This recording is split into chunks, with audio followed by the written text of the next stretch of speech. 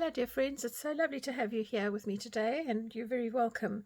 For those of you that know me, thanks for coming back again, and for those of you that are here the first time, my name is Colleen, and yeah, I'm just delighted to have your company.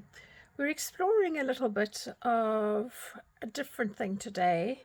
I don't drink many tinned drinks, so it's taken me a while to get to this collection of tinned drinks.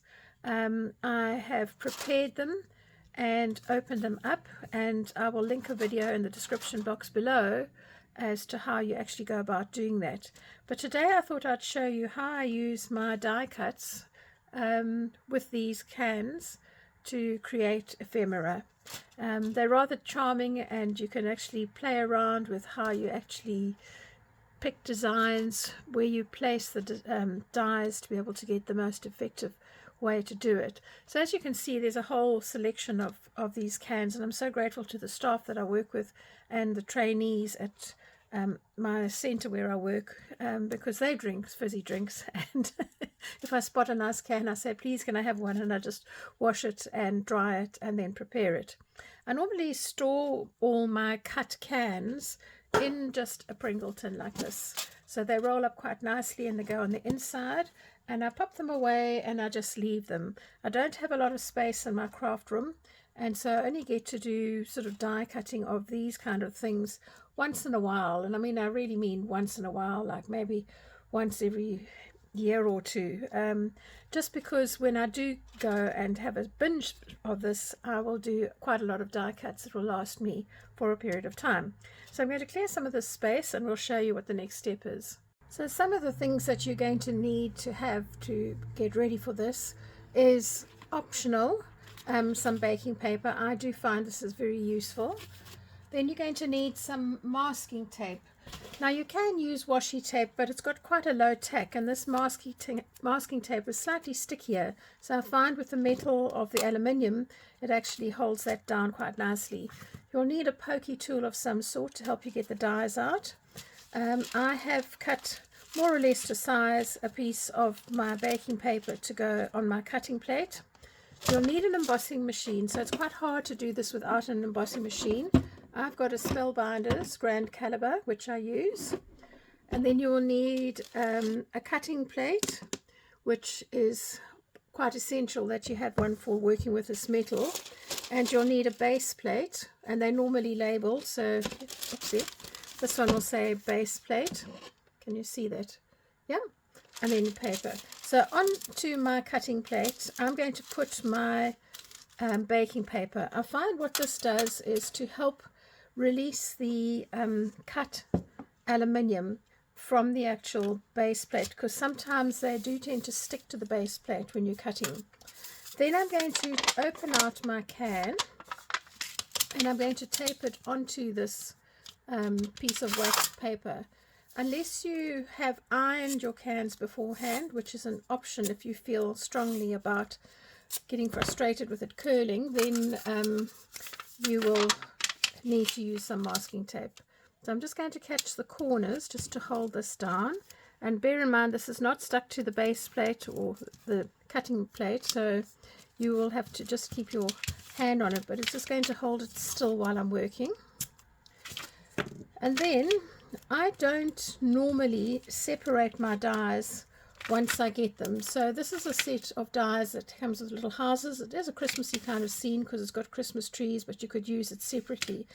And I normally keep these together.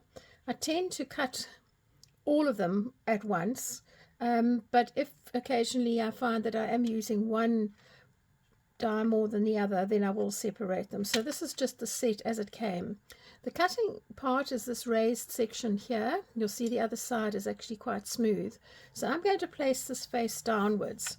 Now, this one is going to use most of my can that I've got here. I'm not particularly wanting to have the barcode if I can help it. So I'm going to just use that, slide it over to the edge, and then you can secure this down with a little bit more tape if you wish, just to hold it so it doesn't slide when you're turning the machine. So I've got it like that. Then I'm going to put my base plate on top. All right. Now the next thing that I'm going to do is to flip this over. So I'm going to hold both the plates together quite firmly and turn it over. I'm only going to show you the cutting process once, simply because my table will wobble and it's going to be annoying for you. So I'll speed this up, but I'm going to run it through the machine about 5 or 6 times just to get a nice clean cut. So bear with me.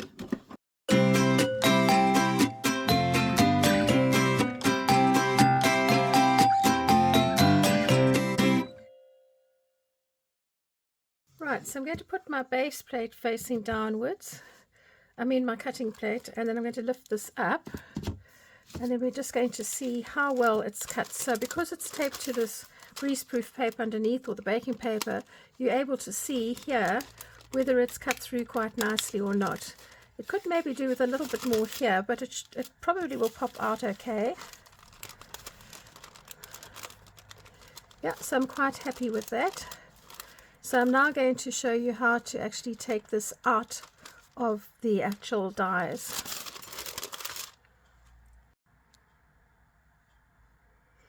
So the first thing I'm going to do is to remove the masking tape, and you can reuse that for the next set of dies that you're doing. Just put that to one side. Some of the images will have cut through and have just fallen out on the back, which is absolutely fine, and others we might just need to coax a little bit. So we'll just see how this works. And it's quite easy to remedy if you haven't had a clean cut. You can actually reposition that, and I'll show you how to do that shortly. So now I'm going to carefully lift up my dies. The beauty of having the baking paper underneath is that you will get some of these very translucent little images, which, if you just think that this is a little Christmas tree and you wanted to create a shadow effect, that would be quite nice in the back.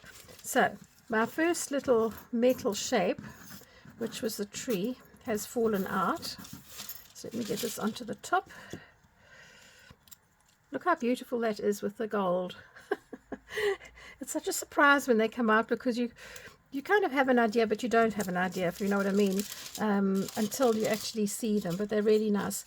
I try and hold my metal plate in position and pull the surrounding foil away, the metal away, so that my shapes are contained here. Then I know that they're cleanly cut. Now I'm going to use my little pokey tool, or if you have a cleaning tool you can do that, just to go into all these little apertures to remove those pieces which aren't part of the design. So that's obviously a window of a house. Your little shapes you could use for other things if you were just doing a kind of a collage thing, or you could make something else out of them. I remember when we were children we had gum paper that used to come in different shapes, and all you had to do was wet it and you could make up other things, so you had dots and circles and squares, and you could make little people and animals and stuff, and we had tremendous fun with that. So with all these little bits, if you wanted to keep them, you could do that, otherwise just throw them away. So this is a little bit fiddly, just to remove all these little things, because you can see that this particular design has got quite a lot of little openings where that is actually part of the building of this one. And then the little tiny holes on the corner will be the release holes. So we're just going to help that to get the shape out. And again here you're going to have not only the aluminium shape from the soda can, but you're going to have one in this sort of translucent paper that is the baking paper. You could use vellum if you wanted a slightly thicker paper, but that's actually rather lovely. Okay, so you're going to just gently prise this away. If your metal does bend a little bit, then you can pop it under some books. But look how beautifully that's come out. Always surprising, but a little bit of big detail there with the words. Okay, so let's tackle the next one. And don't do what I did. I was doing one of these earlier, and I sat for ages, and I thought it was actually a pair of slip-slops, and I thought to myself, I don't know where these have gone to. I can see that they've been cut, but I couldn't find them. Forgetting, of course, that the inside of the soda can is exactly the same color as the die, and so it was sitting inside. And if you have a look at this one, it's a slightly duller silver shade to this one, which is slightly more reflective. So let's pop this one out. I love having a stash of these because you just never know when you want to use them. And these ones with the little houses, I've just got such a soft spot for. I don't know why, I just fell in love with this die.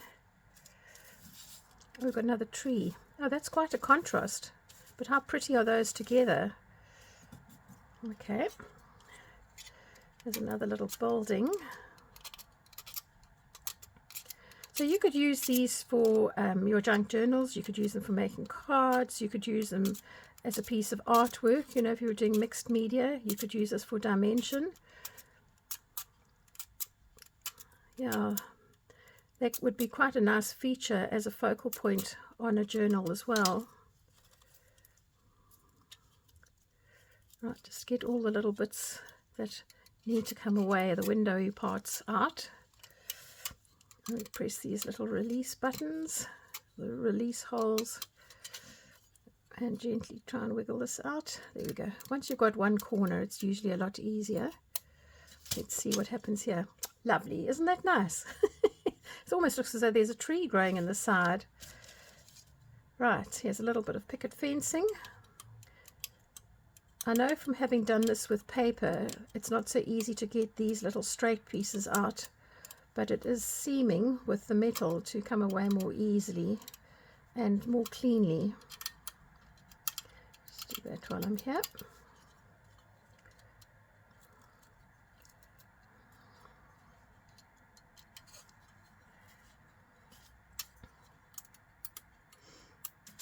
What does our fence look like?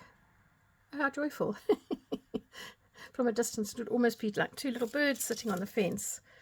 Sorry, that's just my imagination going. Right, this is popping out quite nice and easily. I don't know of a quicker way of getting all these little bits out of one's dies. You know, I don't, as I say, do an enormous amount of die cutting, so if you have any tips for me, just let me know. I know that you can get a cleaning tool which, when I've seen them, look almost like a wiry brush on a roller that you roll over to get these out. But I've seen them on other people's channels, but I haven't actually ever seen them for real. And I must be honest, I've never looked for them because I don't do enough die cutting. That little house is lovely, isn't it? Okay, so a bit of work there to do just to get some of the windows out. And normally if you just bend these pieces backwards and forwards a little bit, because they've actually been marked with the die, they will come away quite easily. So there's quite a lot to do there. I'll do that in a second. Let's get this little church out.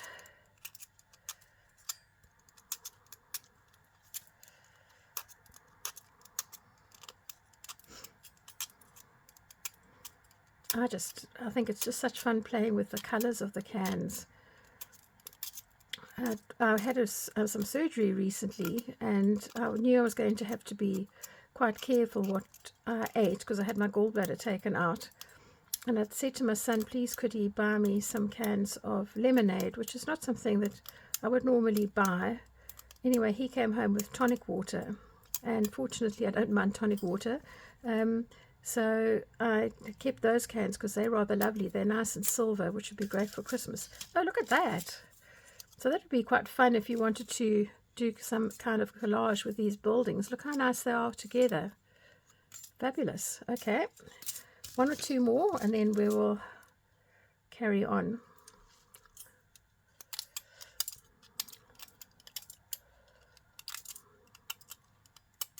So this tool that I'm using here is actually a quilling tool. It was made by a lovely man in South Africa. He had a wife who was passionate about quilling, and he made these tools for her, and he made a machine that would cut all the quilling papers to size because we couldn't get them in those days.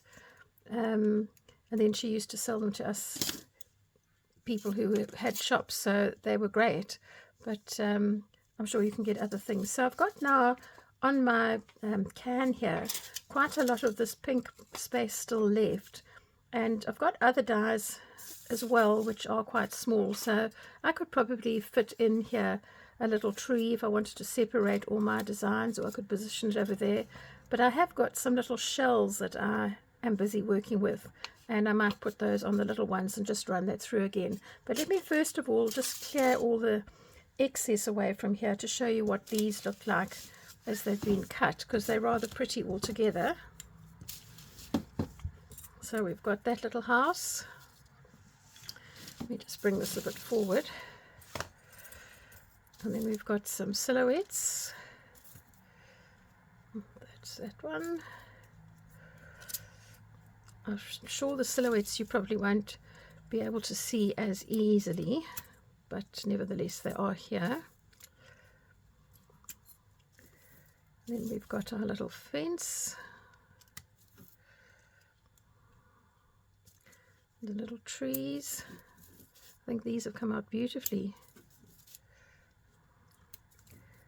There's even a little teeny weeny tree there, rather inky dinky. And here's another house. Some of the designs on the actual baking paper haven't separated easily. I'm not going to worry about them because really I'm probably never going to use them. I've got a lamppost here. Oopsie. That's come out nicely, and I've got on my die, I've got one or two little stars. I think there's another one somewhere. No. Oh yes, there is one more little star. So out of one soda can, I think I've done pretty well with some lovely colours of things that I could make. There are also a couple of shapes which have popped up. Actually, I must have a look and see where they come on this die, because they could also be quite nice on a tag. Sorry, I just don't want to slide off the cutting plate. Oh, these were probably clouds. Okay, so I've got a few of those little shapes which I could use, but I thought also we could use them for tags as well. So I'm going to go ahead, do quite a lot more die cutting, and I will show you what they look like when they're finished. This one was a Fanta orange can that I've cut up.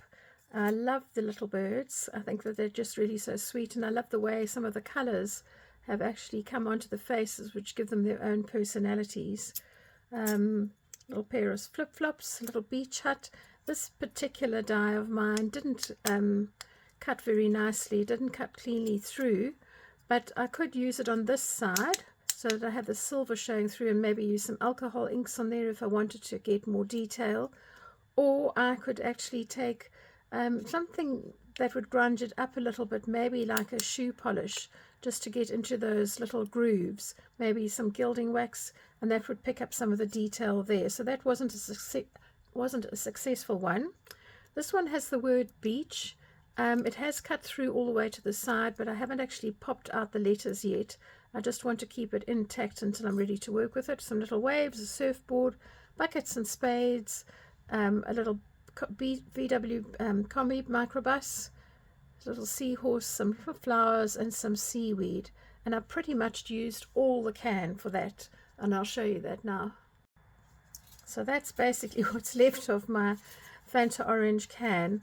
If I had cut this into blocks and only put one die on each block, for instance, if I had only put this little Volkswagen van in a block, I would actually be able to use that as a sort of a little stencil of some sort, because it would be nice and compact. But as you can see, I've used up pretty much all of the space. Some of the little seaweedy kind of things are very delicate, and some are quite bold, and you can see I've cut those out of the wording here to give the delicate ones, and the ones in the plain orange to give the stronger ones. So when I'm working and I'm putting those together, it looks much more natural than having them all the same color. Right, so working on this format, I'm going to lay up some more, cut them, and I'll come and show you. So the next can I'm going to tackle is this one, which has all these lovely bright colors on them. And I have a lot of little dies here of feathers, and I thought those would be quite fun. I think that they could be, just a nice colorful addition. I sort of envisage these almost as a dangle in a journal, or perhaps an accent on a card. So let's see how these ones come out.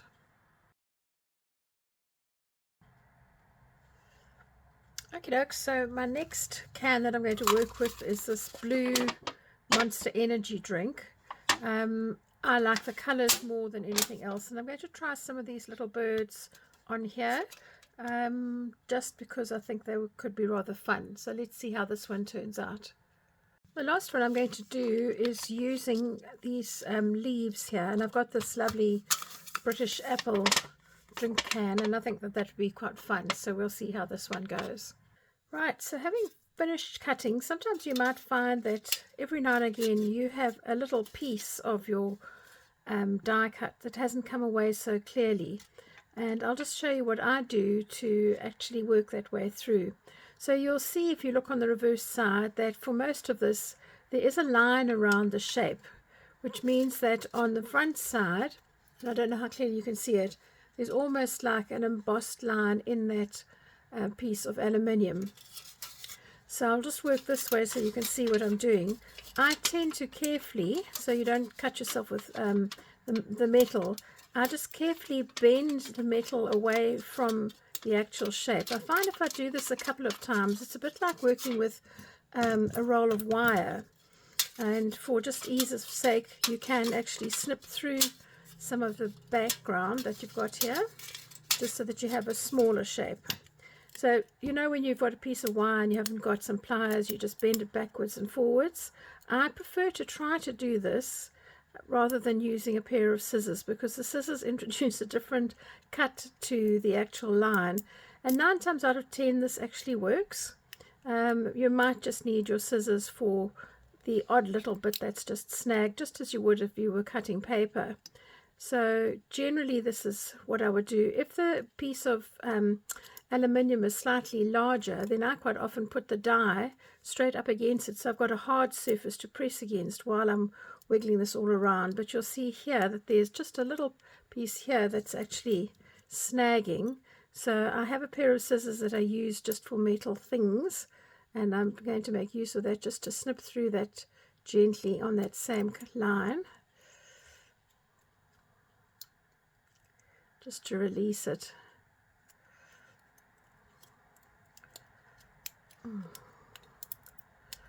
And it just requires a little bit of patience. The designs that work the best will be the ones that actually have the bigger open surfaces, and I tend to say rather try and cut less at a time rather than more, because you're going to find it's quite hard work when you've got more to do. So there's my little piece that's come out. This is just part of a bird, and now I'm going to show you all the different designs that I've cut today so that you can see them all together. Okay, so here are all the pieces that we've cut out except for the little houses, which I did right in the very beginning. I showed you those separately, but using that same can that I did the houses with, I've got all of these lovely little sea life things. Look how lovely this little seahorses come out. I did that over the barcode, and it's given it quite a nice pattern. And here's one just with the darker color. And then with that lovely colourful energy drink can, I've got all of these things like the little surfboards, this little bucket, which is great, lovely feathers, which I'm really happy about. And this was a Fanta can, this was an energy drink can, this was the bottom of the energy drink can, which just had a very narrow band with blue and silver. And I think that those little birds have come out really beautifully, because they look as though they've got little feather marks on them. And you can achieve this just by positioning your dies in different places. These little birds have a little slit which I will need to cut through with a craft knife, but then this little feather will slide in there like that, and this little one will go on top to create quite a nice 3D thing. And you can use an embossing tool of some sort just to round this off. There are little indentations where the feathers are, so you could accentuate those as well to make fun of it. So out of a few cans with beautiful colors, I'm really chuffed. Look at this. This is the apple drink one. How beautiful these colors are. I'm really chuffed with how they've come out. So thank you for joining me, and please consider subscribing to my channel, and if you've enjoyed this video, give me a thumbs up. Bye for now.